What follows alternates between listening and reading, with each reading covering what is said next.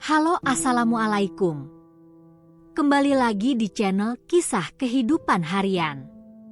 Untuk kisah kali ini, ada sebuah cerita yang berjudul El Wanita kehilangan pekerjaan setelah bantu pria tua, tapi hidupnya berubah saat pintu rumahnya diketuk keesokan harinya. Sebelum kita lanjut ke ceritanya, tekan dulu tombol like video ini, jangan lupa juga klik tombol subscribe channel ini dan nyalakan juga notifikasinya agar tidak ketinggalan cerita menarik lainnya dari channel ini. Selamat menikmati. Halo, assalamualaikum. Kembali lagi di channel Kisah Kehidupan Harian. Untuk kisah kali ini, ada sebuah cerita yang berjudul El Wanita kehilangan pekerjaan setelah bantu pria tua, tapi hidupnya berubah saat pintu rumahnya diketuk keesokan harinya. Sebelum kita lanjut ke ceritanya, tekan dulu tombol like video ini, jangan lupa juga klik tombol subscribe channel ini dan nyalakan juga notifikasinya agar tidak ketinggalan cerita menarik lainnya dari channel ini. Selamat menikmati. Wanita membayar belanjaan pria tua dan dipecat keesokan harinya. Seseorang mengetuk pintu rumahnya, tapi ada sebuah rahasia yang akan mengejutkan keduanya yang tidak pernah mereka bayangkan.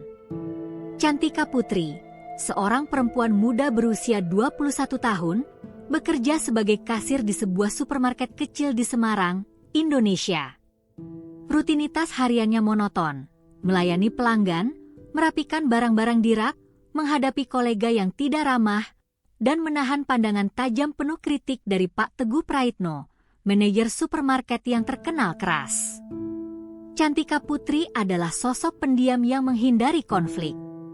Dia menyelesaikan pekerjaannya dengan tekun tanpa pernah mengeluh. Namun sifatnya yang lembut dan penuh empati seringkali terasa tidak cocok dengan lingkungan kerja yang keras dan penuh tekanan. Pagi itu, Cantika Putri sedang berdiri di belakang meja kasirnya, memindai barang-barang belanjaan pelanggan satu persatu. Pandangannya sesekali melirik koleganya, Salsabila, yang duduk di meja kasir sebelah. Salsa menatapnya dengan sinis seperti biasanya, seolah mencari kesempatan untuk menemukan kesalahan Cantika. Tetapi Cantika Putri berusaha tetap fokus. Dia tahu, di tempat ini, satu kesalahan kecil bisa menjadi alasan besar untuk dimarahi. Hingga tiba-tiba, seorang pria tua mendekat ke meja kasirnya. Rambut pria itu memutih tapi rapi. Dia membawa keranjang belanja kecil berisi beberapa barang pokok. Ada senyum ramah di wajahnya, tetapi tubuhnya terlihat lelah, seolah-olah membawa beban berat yang tak kasat mata. "Selamat siang, Nak. Bisa hitungkan ini semua?" kata pria tua itu dengan suara pelan namun ramah, sembari meletakkan keranjangnya di meja kasir. Cantika Putri mengangguk dan mulai memindai barang-barang di keranjang tersebut, sebungkus roti beras, sekotak susu, dan beberapa buah sederhana. Tidak banyak. Namun, ketika ia menyebutkan total harganya, pria itu tampak cemas.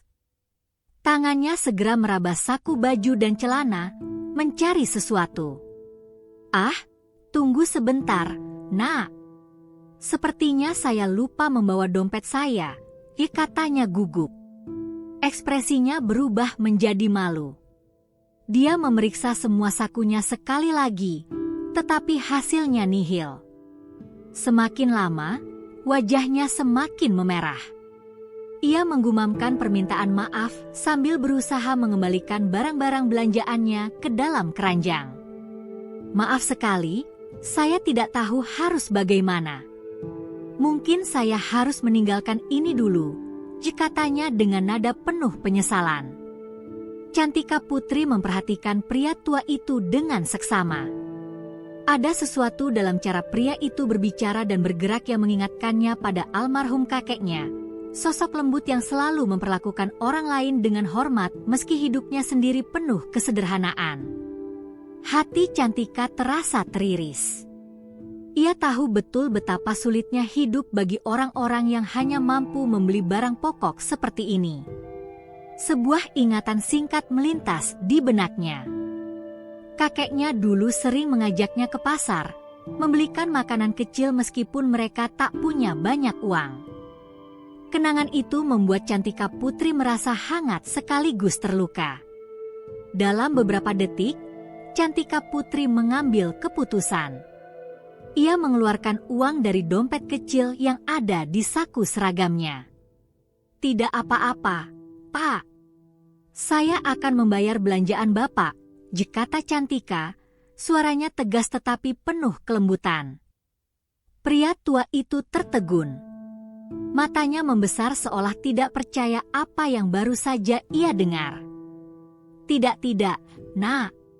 Saya tidak bisa menerima itu. Kamu bekerja keras di sini. Saya tidak bisa membiarkanmu mengeluarkan uangmu untuk saya, katanya mencoba menolak. Cantika Putri menggeleng pelan tetapi mantap. "Pak, tidak apa-apa. Saya ingin membantu. Anggap saja ini rezeki yang bisa saya bagikan. Tolong jangan merasa bersalah," jawab Cantika Putri dengan senyuman tulus. Pria tua itu tampak ingin berargumen lagi, tetapi melihat kesungguhan di mata Cantika, ia menyerah. Matanya mulai berair, dan ia menundukkan kepala sedikit, menggumamkan kata-kata terima kasih yang penuh emosi. "Nak, saya tidak tahu bagaimana harus membalas kebaikanmu. Tuhan pasti akan membalasnya. Saya tidak akan melupakan ini seumur hidup saya," katanya, suaranya bergetar. Cantika Putri hanya tersenyum sambil menyelesaikan transaksi. Setelah menyerahkan barang belanjaannya, pria tua itu pergi dengan langkah pelan, tetapi dengan pandangan yang jauh lebih ringan. Namun, momen haru tersebut tidak berlalu tanpa saksi. Di meja kasir sebelah, Salsabila memperhatikan seluruh kejadian dengan ekspresi yang sulit dijelaskan. Tatapan iri dan sinisnya semakin dalam. Ia menyeringai kecil, seolah menemukan sesuatu yang bisa ia gunakan untuk menjatuhkan Cantika. Tidak butuh waktu lama baginya untuk melapor kepada Pak Teguh. Beberapa jam kemudian, menjelang akhir shiftnya, Cantika Putri dipanggil ke kantor Pak Teguh. Ruangan itu kecil, penuh dengan dokumen dan catatan keuangan. Pak Teguh duduk di balik meja, wajahnya yang selalu serius kini tampak lebih dingin dari biasanya. "Cantika Putri, duduk," katanya tanpa basa-basi. Cantika Putri menelan ludah, merasa sedikit gugup. Ia belum tahu apa yang akan dibicarakan, tetapi intuisinya mengatakan bahwa ini tidak akan berjalan baik. "Saya mendapat laporan dari seorang karyawan bahwa Anda membayar belanjaan seorang pelanggan dengan uang pribadi Anda. Apakah itu benar?" tanyanya. Suaranya datar, nyaris tanpa emosi. Cantika Putri menatap Pak Teguh dengan penuh kebingungan, tetapi ia mengangguk. "Ya, Pak. Tapi saya melakukannya karena pelanggan tersebut tidak punya uang dan..." Berhenti potong, Pak Teguh dengan nada tajam. "Aturan perusahaan ini jelas.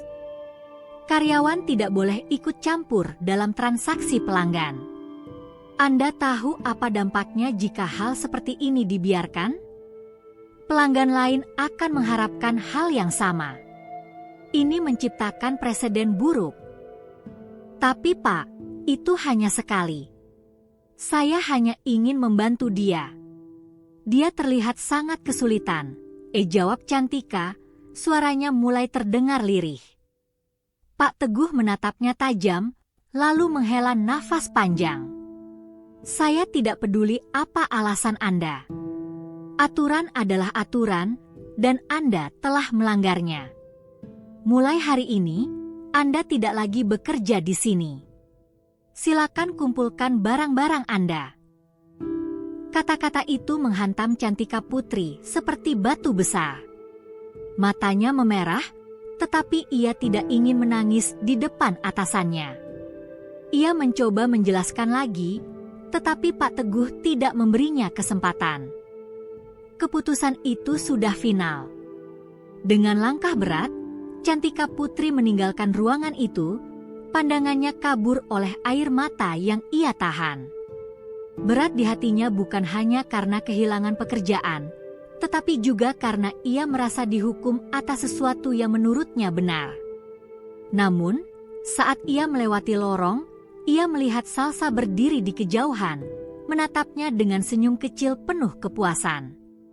Di hatinya, Cantika Putri tahu bahwa masalah ini belum selesai.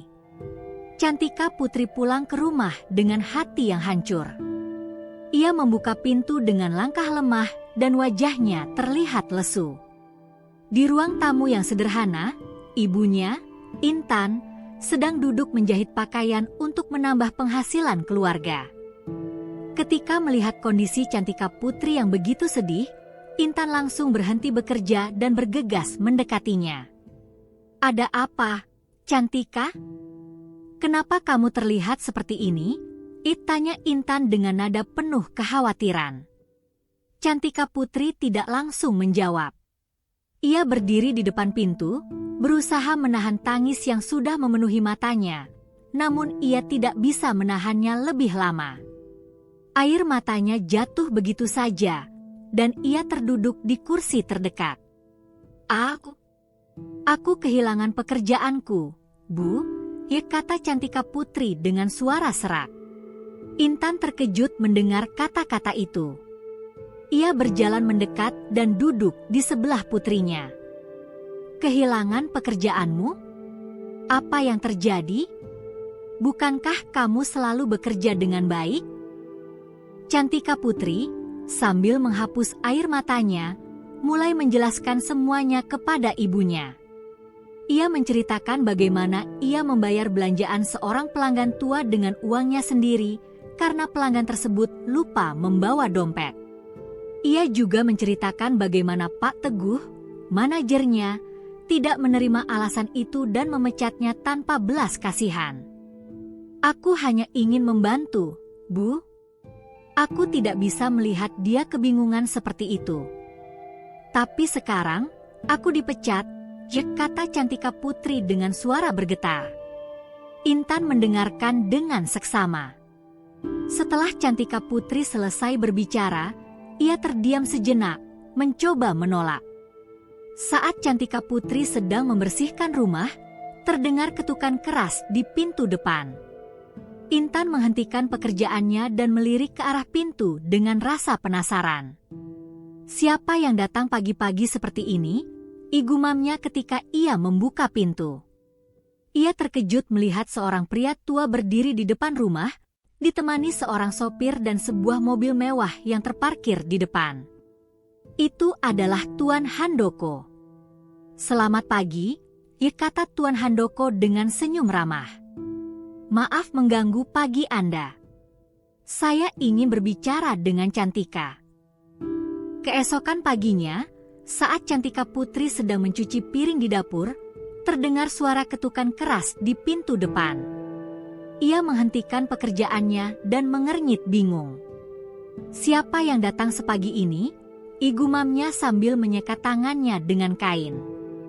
Intan yang sedang merapikan ruang tamu melangkah ke pintu depan dan melongo keluar melalui celah jendela. Matanya melebar ketika melihat sebuah mobil mewah terparkir di depan rumah mereka. Ketika pintu dibuka, di depan mereka berdiri Tuan Handoko bersama sopir pribadinya, Bagio Harjono. Dengan senyum ramah, pria tua itu menyapa Intan. "Selamat pagi, maaf mengganggu pagi Anda, tapi saya ingin berbicara dengan Cantika," katanya sopan. Cantika Putri muncul dari dapur, terkejut melihat Tuan Handoko berdiri di pintu rumahnya. Ia melangkah mendekat, kebingungan jelas tergambar di wajahnya. "Tuan, mengapa Anda datang ke sini? Ada apa?"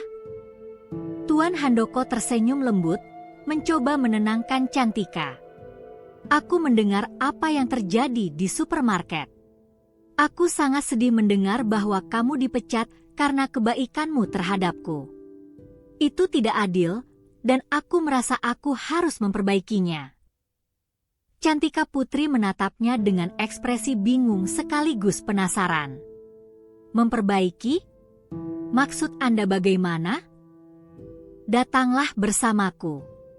Aku akan menjelaskan semuanya. Intan menatap putrinya, memberinya anggukan kecil sebagai isyarat bahwa semuanya baik-baik saja. Dengan sedikit ragu, Cantika Putri akhirnya setuju.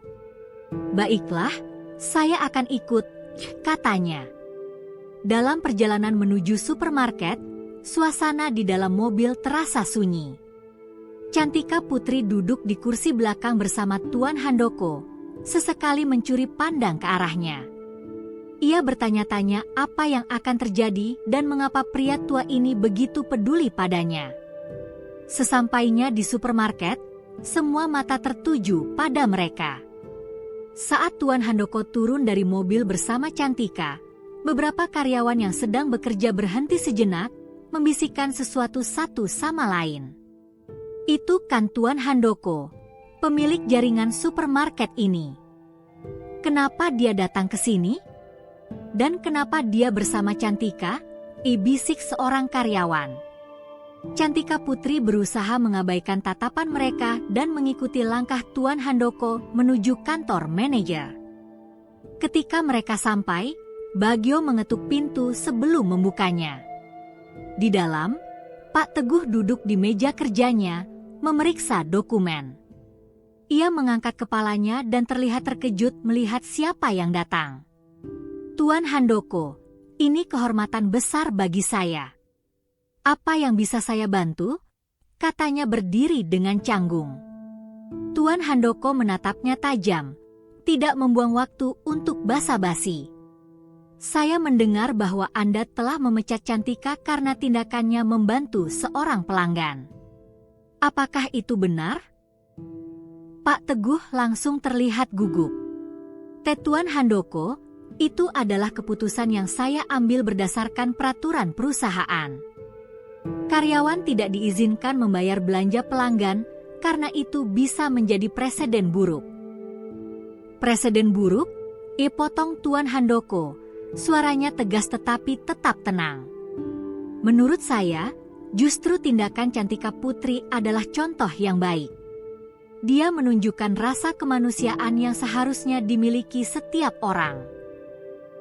Pak Teguh mencoba membela dirinya. Tapi Tuan Handoko, jika kita membiarkan hal seperti ini terjadi, pelanggan lain mungkin akan mengharapkan perlakuan yang sama. Ini bisa merusak sistem yang sudah kita bangun. Tuan Handoko melipat tangannya di depan dada, menatap Pak Teguh dengan dingin. Sistem? Apakah sistem lebih penting daripada kemanusiaan? Apakah sistem ini mengajarkan kita untuk menolak membantu orang yang membutuhkan? Pak Teguh terdiam, tidak tahu harus berkata apa.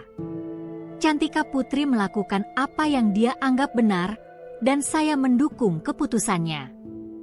Keputusan Anda untuk memecatnya tidak hanya salah, tetapi juga merusak nilai-nilai yang seharusnya dijunjung tinggi oleh perusahaan ini. Tuan Handoko menarik napas dalam-dalam sebelum melanjutkan. Pak Teguh, saya tidak bisa lagi mempercayakan posisi manajer kepada Anda. Mulai hari ini, Anda diberhentikan dari jabatan Anda. Wajah Pak Teguh memucat. Tuan Handoko, tolong berikan saya satu kesempatan lagi. Namun, Tuan Handoko tidak bergeming. Keputusan saya sudah final. Silakan berkemas dan meninggalkan tempat ini. Setelah Pak Teguh pergi, Tuan Handoko berbalik menghadap Cantika. Cantika Putri, aku ingin kamu tahu bahwa aku sangat menghargai apa yang kamu lakukan. Dunia membutuhkan lebih banyak orang sepertimu. Jika kamu mau, aku ingin kamu kembali bekerja di sini. Cantika Putri merasa hatinya hangat mendengar kata-kata itu, namun ia juga merasa ragu. Tuan Handoko, saya tidak tahu apakah saya masih diterima di sini setelah semua yang terjadi. Kamu tidak perlu khawatir. Aku akan memastikan bahwa semua orang di sini tahu siapa kamu sebenarnya, jawab Tuan Handoko dengan tegas. Cantika Putri tersenyum tipis, akhirnya mengangguk. Terima kasih, Tuan Handoko. Saya akan melakukan yang terbaik. Hari itu menjadi awal baru bagi Cantika. Meskipun ia tahu bahwa tidak semua orang akan menyambutnya dengan tangan terbuka, ia memutuskan untuk tetap fokus pada pekerjaannya dan membuktikan bahwa ia pantas mendapatkan kesempatan kedua. Beberapa hari setelah pertemuan di supermarket, Tuan Handoko kembali mengunjungi rumah Cantika. Ada sesuatu yang masih mengganjal di hatinya, sesuatu yang membuatnya merasa harus bertemu lagi dengan keluarga muda itu. Saat sampai, Intan menyambutnya dengan sopan di depan pintu.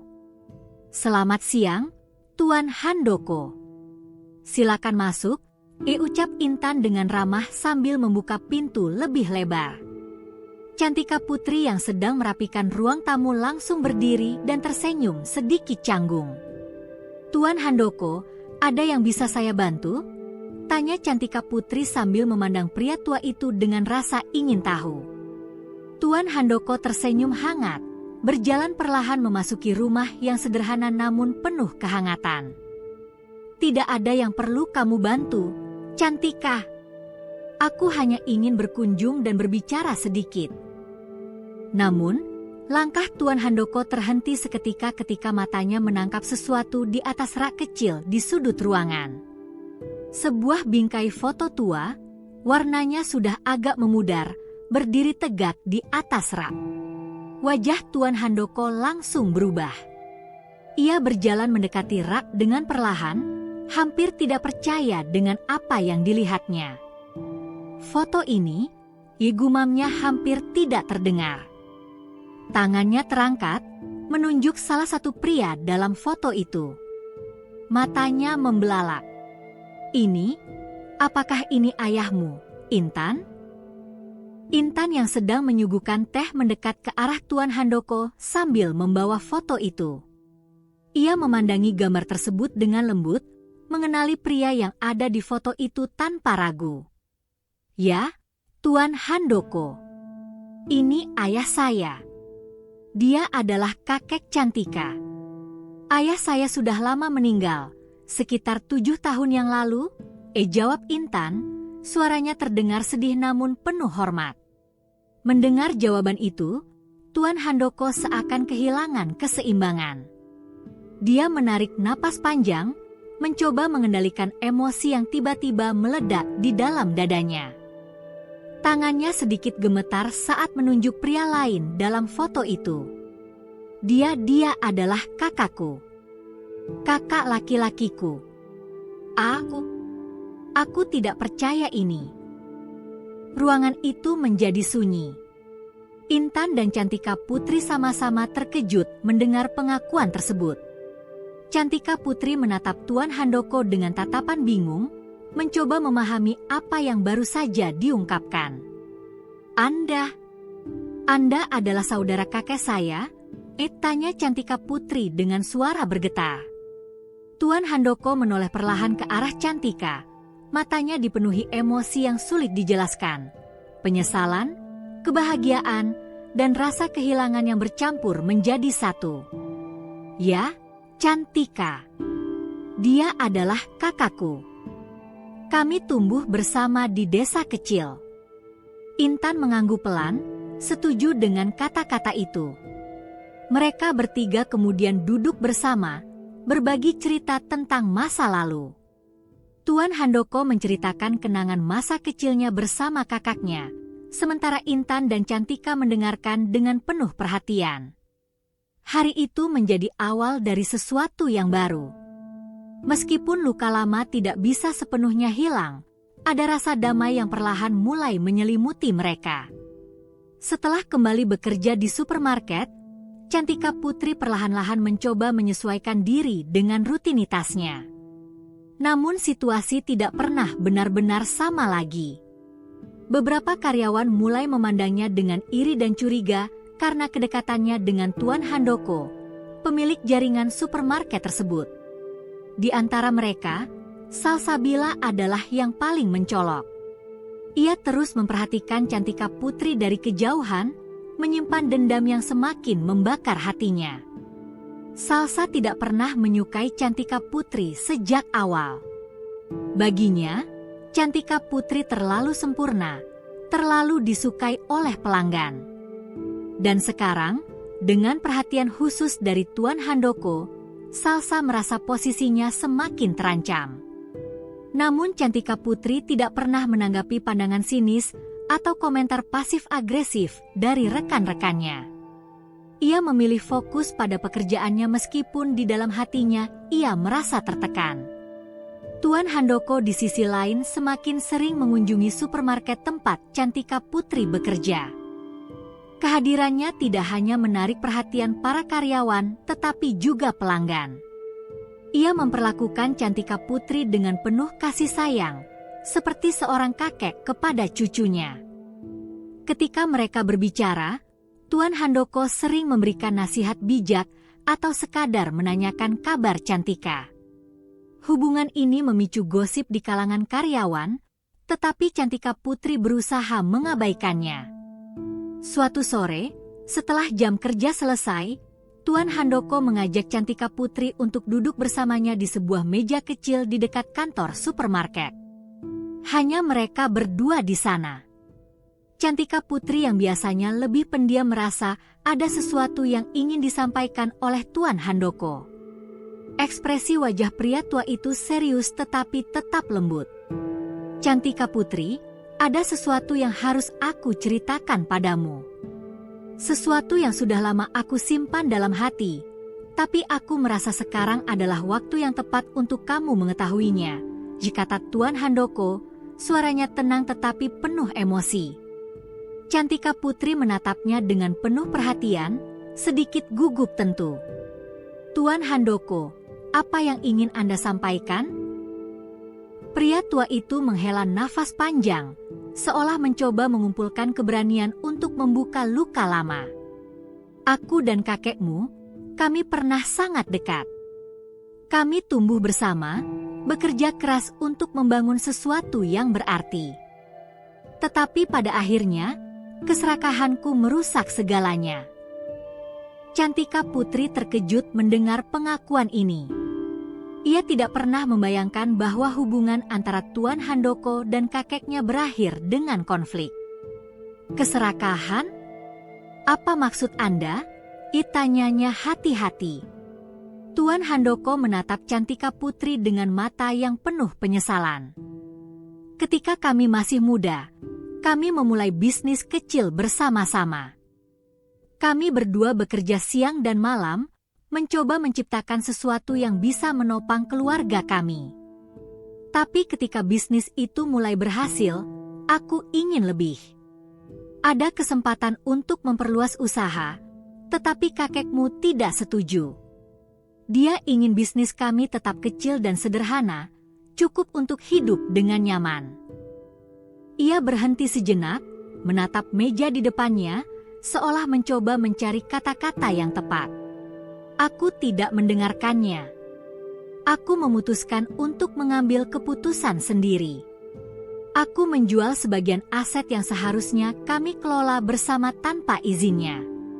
Itu adalah kesalahan terbesar dalam hidupku. Kami bertengkar hebat, dan aku meninggalkannya. Mendengar cerita ini, hati Cantika Putri terasa berat. Dia tidak pernah membayangkan bahwa konflik sebesar itu pernah terjadi di antara dua saudara yang seharusnya saling mendukung. Jadi itu alasan Anda dan kakek saya tidak pernah bertemu lagi?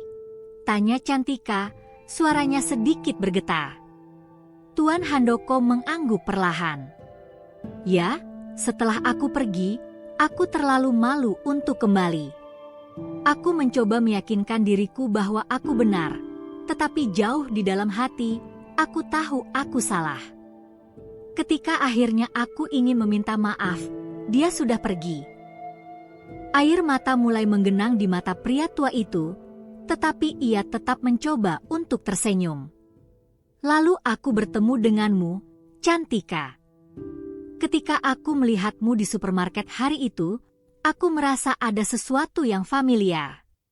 Aku tidak tahu apa itu pada awalnya, tetapi kemudian aku menyadari kamu mengingatkanku pada kakakku. Kebaikanmu, keberanianmu, itu adalah sifat yang selalu aku kagumi darinya. Cantika Putri tidak bisa menahan air matanya. Ia merasa sangat tersentuh oleh cerita ini. Saya tidak tahu harus berkata apa, Tuan Handoko. Tapi saya yakin kakek saya sudah memaafkan Anda sejak lama, dan saya sangat bersyukur kita bisa bertemu. Tuan Handoko tersenyum tipis, menatap Cantika Putri dengan penuh kasih sayang. Kamu memberiku kesempatan kedua, Cantika. Aku merasa seperti diberi kesempatan untuk menebus kesalahanku melalui kamu. Dan untuk itu, aku akan selalu mendukungmu. Setelah percakapan itu, Cantika Putri merasa ada sesuatu yang berubah dalam dirinya. Untuk pertama kalinya, ia menyadari bahwa tindakannya di supermarket tidak hanya mengubah hidup seseorang, tetapi juga membawa penyembuhan bagi luka lama yang sudah ada sebelum ia lahir. Namun, di sudut lain supermarket, Salsabila mengamati mereka dari kejauhan. Wajahnya menunjukkan campuran rasa iri dan kebencian. Ia tidak tahu apa yang mereka bicarakan, tetapi ia tidak bisa menahan perasaan bahwa Cantika Putri sedang mendapatkan sesuatu yang tidak pantas ia dapatkan. Berita tentang Cantika Putri yang dipekerjakan kembali dan kedekatannya dengan Tuan Handoko menyebar dengan cepat di supermarket. Banyak karyawan yang membicarakannya. Ada yang memandang Cantika Putri dengan kagum karena keberuntungannya, tetapi tidak sedikit pula yang menatapnya dengan iri. Di antara mereka semua, Salsabila adalah yang paling sulit menyembunyikan perasaannya. Salsa merasa semakin terpinggirkan sejak Cantika Putri kembali bekerja. Baginya, perhatian khusus Tuan Handoko kepada Cantika tidak hanya tidak adil, tetapi juga memalukan. Semakin sering Tuan Handoko berbicara dengan Cantika, semakin besar rasa benci di hati Salsa. Dalam benaknya, Cantika Putri hanyalah seorang gadis sederhana yang tidak pantas mendapatkan posisi atau perhatian istimewa apapun. Suatu sore ketika sebagian besar karyawan sedang sibuk melayani pelanggan di kasir, Salsa melihat Cantika Putri sedang merapikan rak-rak di lorong produk pembersih. Ini adalah kesempatan yang sudah lama ia tunggu. Tanpa pikir panjang, Salsa mendekat, berdiri di belakang Cantika, dan dengan suara sinis, ia memulai serangannya. Jadi sekarang kamu sudah jadi kesayangan Tuan Handoko, ya? Luar biasa bagaimana kamu bisa memanfaatkan wajah manismu untuk mendapatkan perhatian seperti itu, sindir Salsa sambil menyilangkan tangan di dada. Cantika Putri yang sedang menata botol-botol pembersih berhenti sejenak. Ia menarik nafas dalam-dalam sebelum berbalik menghadap Salsa. Aku tidak tahu apa yang kamu bicarakan, Salsa. Aku hanya bekerja seperti biasa. Jika itu mengganggumu, aku tidak bisa berbuat apa-apa. Mendengar jawaban itu, Salsa mendengus sambil tersenyum sinis. Jangan berpura-pura tidak tahu, Cantika. Semua orang tahu kamu sedang mencoba memanfaatkan Tuan Handoko untuk menaikkan posisimu. Jangan pikir aku tidak melihat apa yang sebenarnya kamu lakukan. Cantika Putri menatap Salsa dengan tatapan tajam, tetapi ia tetap berusaha menjaga nada suaranya tetap tenang.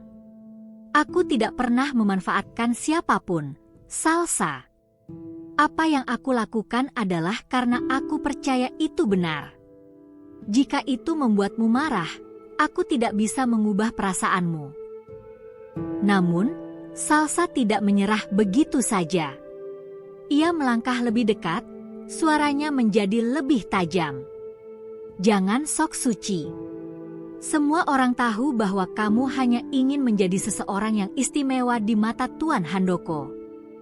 Kamu pikir ini hanya soal kerja keras? Kamu pikir kami semua bodoh? Cantika Putri mengepalkan tangannya di samping tubuhnya. Meskipun ia terlihat tenang dari luar, hatinya bergejolak. Ia tahu bahwa berdebat dengan Salsa tidak akan menyelesaikan apapun. Maka ia memutuskan untuk menghentikan percakapan itu. Jika kamu tidak punya hal lain yang lebih baik untuk dilakukan, Salsa, aku akan kembali bekerja. Tolong jangan ganggu aku lagi. Cantika Putri membalikkan badan dan mulai berjalan meninggalkan Salsa. Tapi di balik senyum sinisnya, Salsa merencanakan sesuatu yang lebih besar. Ia bersumpah akan menemukan cara lain untuk menjatuhkan Cantika. Malam itu, Salsa duduk di kamar kecilnya, memikirkan langkah berikutnya. Ia tahu bahwa menjatuhkan Cantika tidak akan semudah yang ia bayangkan. Tetapi ia juga tahu bahwa ia tidak akan menyerah sampai berhasil. Di sisi lain, Cantika Putri yang tidak menyadari rencana busuk Salsa menikmati makan malam sederhana bersama ibunya, Intan.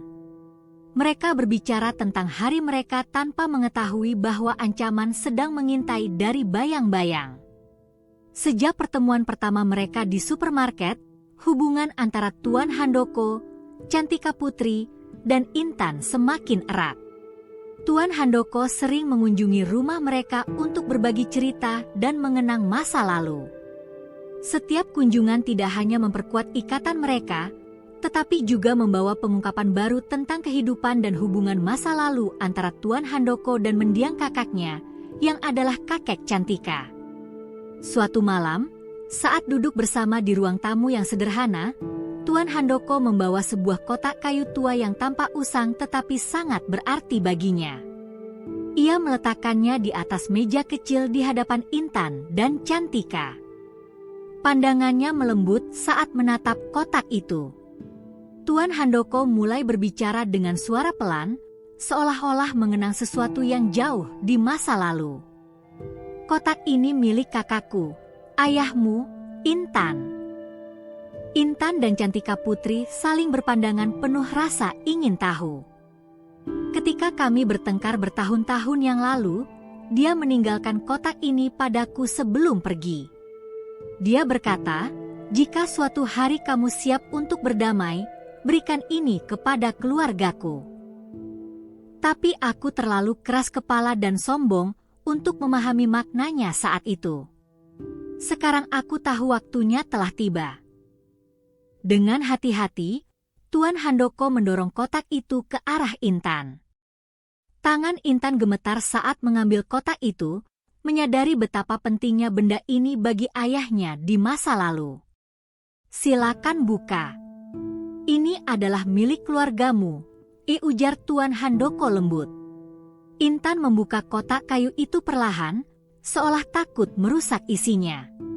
Di dalamnya terdapat tumpukan surat tua yang kertasnya sudah menguning, beberapa foto hitam putih yang merekam masa muda dua saudara laki-laki, dan sebuah medali emas kecil yang diukir dengan inisial S dan P, Handoko dan Iman, nama mereka berdua.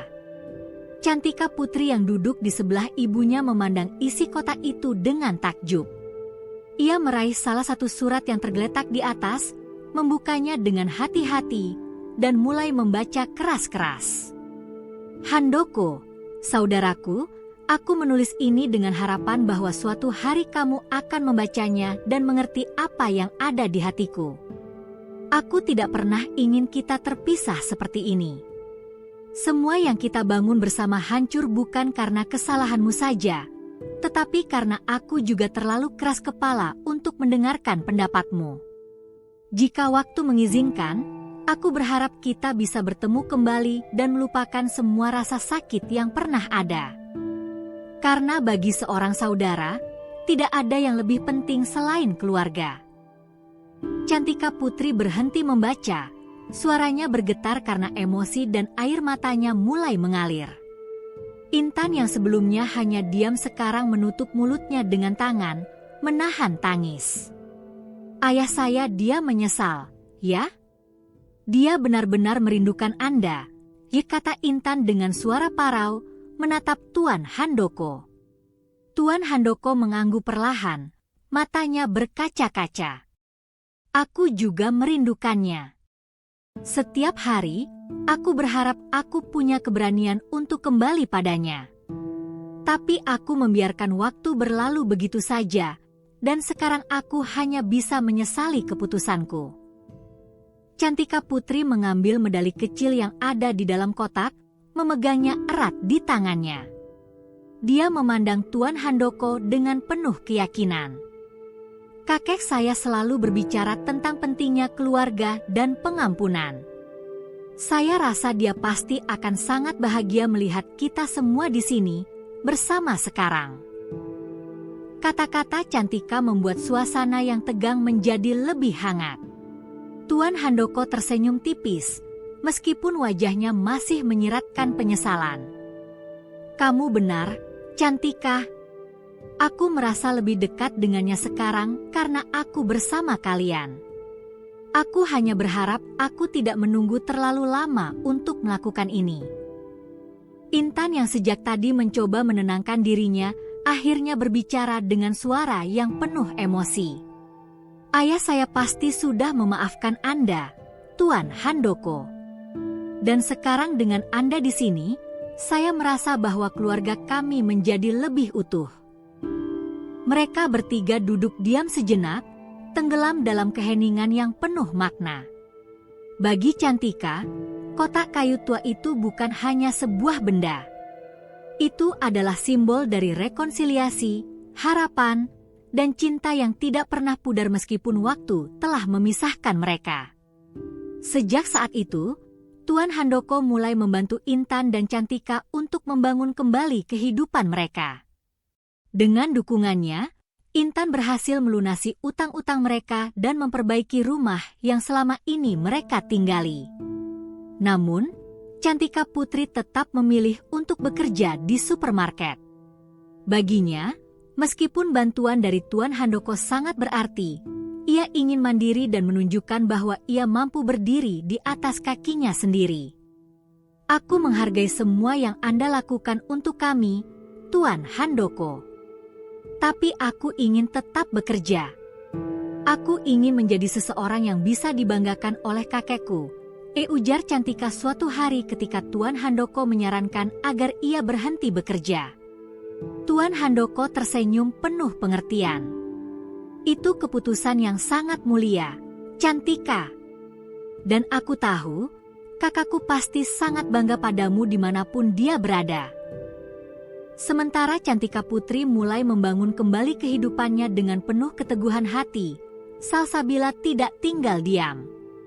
Ia merasa kedudukan dan harga dirinya direnggut oleh Cantika, terutama setelah Tuan Handoko secara terbuka menunjukkan perhatian kepada gadis muda itu.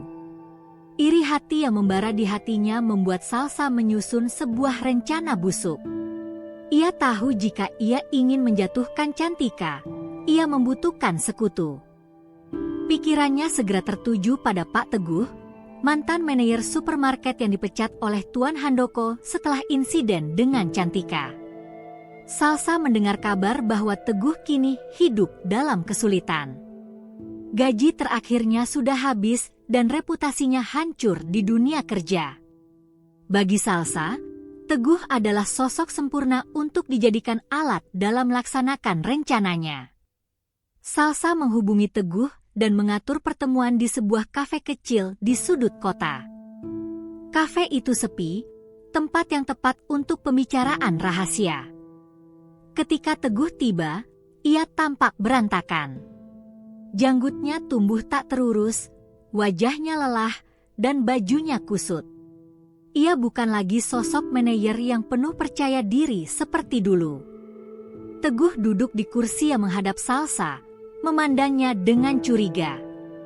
"Apa yang kamu inginkan dariku?" tanyanya langsung tanpa basa-basi. Salsa tersenyum kecil, mencoba menjaga sikapnya tetap tenang. "Aku punya tawaran untukmu, Pak Teguh. Aku tahu situasimu tidak mudah setelah kejadian itu, dan aku yakin kita punya musuh yang sama." Teguh mengangkat alis tetapi tidak menjawab. Ia menunggu Salsa melanjutkan. "Cantika, Lanjut Salsa dengan nada dingin. Dia adalah alasan kenapa kamu kehilangan pekerjaanmu. Dia adalah alasan kenapa reputasimu hancur.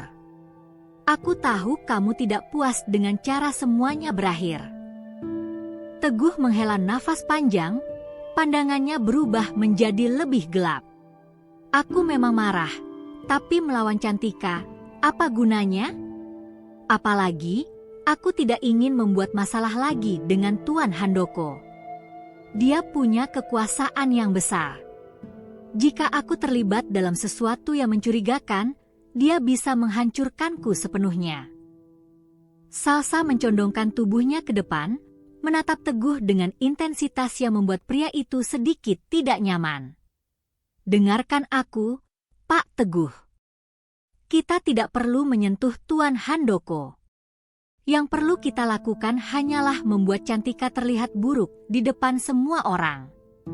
Aku punya rencana yang bisa membuatnya kehilangan kepercayaan dari Tuan Handoko dan manajer baru, Pak Jatmiko. Teguh memandang Salsa dengan ekspresi penuh pertimbangan. Di satu sisi, ia tahu risiko yang akan ia ambil jika terlibat dalam rencana ini. Tapi di sisi lain, rasa sakit hatinya terhadap Cantika dan penghinaan yang ia alami setelah dipecat terus menghantuinya. Dan rencanamu itu apa? Tanyanya akhirnya, dengan nada yang sedikit lebih lunak. Salsa tersenyum puas. Ini adalah reaksi yang ia harapkan. Aku punya beberapa ide. Yang aku butuhkan hanyalah memastikan bahwa rencananya tidak hanya menjatuhkan Cantika tetapi juga menghancurkan kepercayaan yang diberikan Tuan Handoko kepadanya. Beberapa hari setelah pertemuannya dengan Pak Teguh, Salsabila akhirnya memutuskan untuk menjalankan rencana jahatnya. Ia telah mempelajari sistem administrasi supermarket selama beberapa hari terakhir. Menggunakan informasi yang diberikan oleh Teguh, Salsa dengan hati-hati memanipulasi data di sistem registrasi kasir sehingga terlihat seolah-olah ada selisih uang pada kasir tempat Cantika Putri bekerja.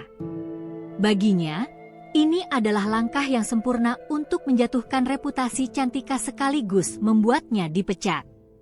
Saat audit harian dilakukan, seorang staf administrasi menemukan perbedaan pada laporan keuangan kasir Cantika.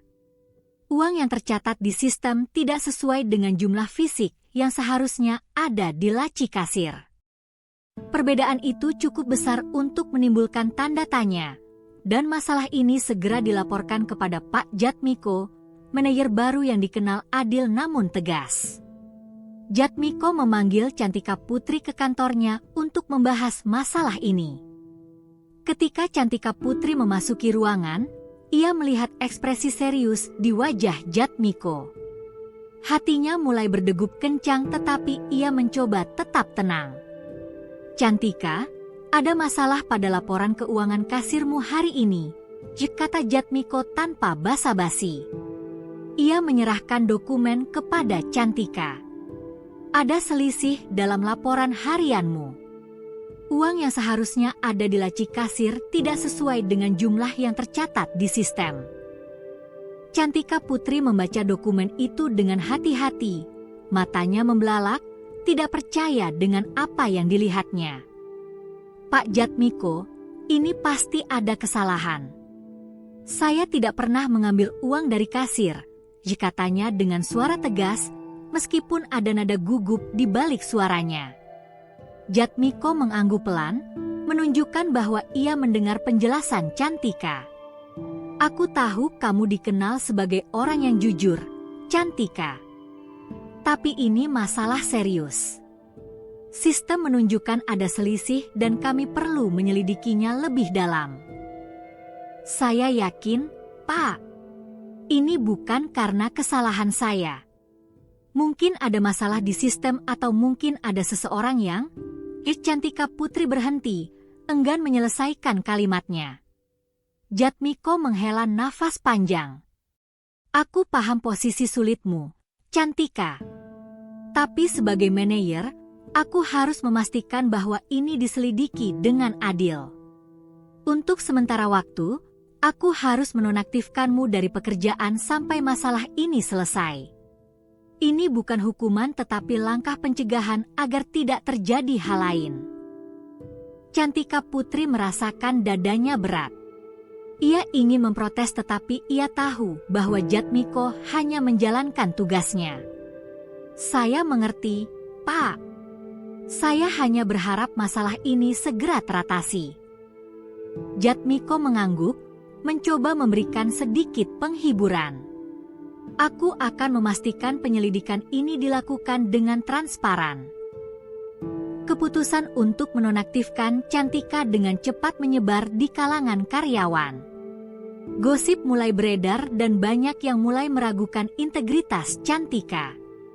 Beberapa karyawan yang sebelumnya bersikap netral mulai memandangnya dengan tatapan curiga. Jadi benar ya, Cantika Putri itu mencuri uang dari kasir? Igumam salah satu karyawan kepada rekannya. Aku juga dengar begitu. Tadinya aku pikir dia anak baik, tapi kelihatannya dia hanya berpura-pura. Di sudut ruangan, Salsa mengamati semuanya dengan senyum kecil di wajahnya. Ia tahu rencananya berjalan dengan sempurna. Sekarang bukan hanya Jatmiko yang meragukan Cantika, tetapi juga sebagian besar rekan kerjanya. Namun, tidak semua orang mempercayai gosip tersebut.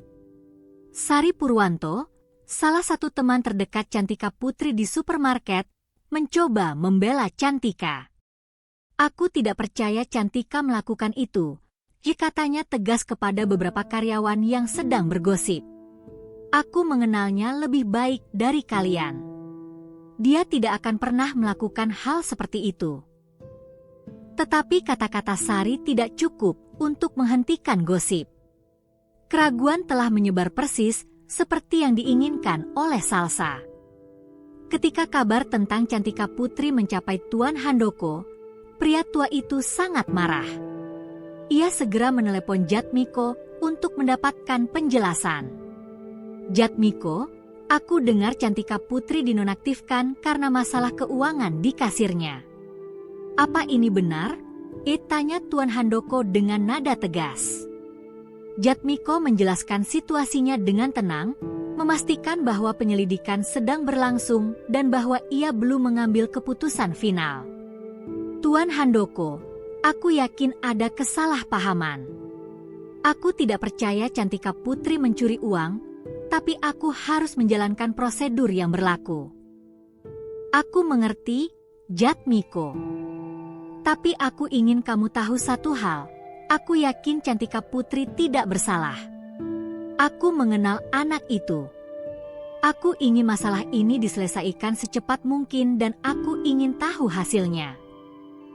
Jatmiko berjanji akan segera menyelesaikan penyelidikan. Setelah menutup telepon, Tuan Handoko duduk di kursinya dengan wajah serius. Ia merasa ada sesuatu yang tidak beres. Ini tidak mungkin terjadi begitu saja. Aku harus menyelidiki lebih jauh, gumamnya pada dirinya sendiri. Setelah mendengar tentang masalah yang melibatkan Cantika, Tuan Handoko tidak tinggal diam. Ia yakin bahwa Cantika Putri tidak bersalah dan ada sesuatu yang lebih besar sedang terjadi. Untuk mengungkap kebenaran, ia mempekerjakan seorang ahli keamanan siber yang memiliki reputasi hebat. Tugasnya adalah menyelidiki sistem di supermarket dan mencari tahu apa yang sebenarnya terjadi dengan laporan keuangan kasir Cantika. Ahli itu bernama Pak Bayu, bekerja selama beberapa hari dengan teliti. Ia menelusuri jejak digital di sistem. Tuan Handoko secara pribadi memantau proses investigasi tersebut, memastikan bahwa setiap langkah dilakukan dengan hati-hati. Beberapa hari kemudian, hasil investigasi pun selesai. Pak Bayu dipanggil ke kantor Tuan Handoko untuk melaporkan temuannya. Tuan Handoko, setelah memeriksa sistem secara mendalam, kami menemukan bukti bahwa data kasir telah dimanipulasi. Ada akses tidak sah yang menggunakan login salah satu karyawan. Dari jejak digital yang kami temukan, kami dapat mengidentifikasi pelaku sebenarnya, kata Pak Bayu dengan nada tegas. Tuan Handoko mencondongkan tubuh ke depan, menatap ahli tersebut dengan intensitas. Siapa yang melakukannya? Pak Bayu menyerahkan dokumen yang berisi bukti digital. Pelaku utamanya adalah Salsabila. Ia menggunakan login milik salah satu karyawan untuk mengubah data kasir. Bukti ini tidak dapat disangkal. Selain itu, kami juga menemukan jejak komunikasi antara Salsa dan Pak Teguh. Dari percakapan mereka, jelas bahwa ini adalah upaya bersama untuk menjatuhkan Cantika. Tuan Handoko mengepalkan tangannya, kemarahan terlihat di wajahnya. Jadi mereka bekerja sama? Aku tahu ada sesuatu yang mencurigakan. Segera panggil Jatmiko dan Cantika Putri ke kantorku. Dan Salsa, pastikan dia juga ada di sini. Konfrontasi. Di kantor Tuan Handoko, suasana tegang. Jatmiko dan Cantika Putri duduk di kursi sementara Salsa berdiri di sudut ruangan dengan ekspresi gugup. Ia tahu bahwa ada sesuatu yang tidak beres. Tuan Handoko memulai pembicaraan dengan suara tegas. Setelah melakukan investigasi menyeluruh, kami menemukan bahwa masalah pada laporan kasir Cantika bukanlah kesalahan sistem atau ketidaksengajaan. Ini adalah sabotase yang disengaja. Mata Cantika Putri melebar. Sabotase? Tanyanya hampir tidak percaya. Tuan Handoko menatap Salsa dengan tajam. Ya, dan pelakunya adalah kamu, Salsabila. Ruangan itu menjadi hening seketika. Salsa yang sebelumnya tampak gelisah langsung membela diri. Apa? Itu tidak benar. Saya tidak melakukan apa-apa. Tuan Handoko meletakkan dokumen di atas meja. Ini adalah bukti dari ahli keamanan siber yang kami pekerjakan. Jejak digital menunjukkan bahwa kamu menggunakan login milik karyawan lain untuk memanipulasi data kasir Cantika. Selain itu, kami juga menemukan rekaman komunikasi antara kamu dan Pak Teguh yang membuktikan bahwa kalian berdua merencanakan ini bersama. Wajah Salsa memucat. Ia mencoba berbicara tetapi tidak ada kata-kata yang keluar. Semua bukti terlalu kuat untuk dibantah. Saya hanya... Salsa terdiam, tahu bahwa usahanya untuk membela diri sia-sia. Tuan Handoko melanjutkan dengan nada yang lebih dingin. Kamu tidak hanya mencoba menjatuhkan Cantika tetapi juga merusak reputasi perusahaan ini. Mulai hari ini kamu dipecat. Kami tidak akan mentoleransi tindakan seperti ini. Salsa akhirnya mulai menangis, tetapi tidak ada yang merasa simpati. Ia meninggalkan ruangan dengan kepala tertunduk, menyadari. Artinya, aku ingin memperbaiki kesalahan itu. Aku ingin kamu dan ibumu menjadi bagian dari ini. Aku ingin kalian menjadi mitra dalam bisnis ini. Air mata mengalir di wajah Cantika. Dia tidak pernah membayangkan bahwa tindakan kecilnya untuk membantu seseorang di supermarket akan membawa perubahan besar dalam hidupnya. Terima kasih, Tuan Handoko. Saya tidak tahu harus berkata apa. Kamu tidak perlu berkata apa-apa, Cantika. Kamu sudah membuktikan dirimu sebagai seseorang yang jujur, pekerja keras, dan penuh kasih. Itu adalah warisan dari kakekmu, dan aku yakin dia akan sangat bangga padamu. Dengan dukungan Tuan Handoko, Cantika Putri dan Intan memulai perjalanan baru sebagai mitra dalam bisnis keluarga. Meskipun perjalanan ini tidak mudah, Cantika Putri merasa bahwa ia akhirnya menemukan tempatnya di dunia, membawa warisan kakeknya, sambil tetap memegang nilai-nilai yang ia pegang teguh, kejujuran, kerja keras, dan kebaikan hati. Jika cerita ini telah menyentuh hati Anda, mari bergabung dengan kami dan subscribe channel ini.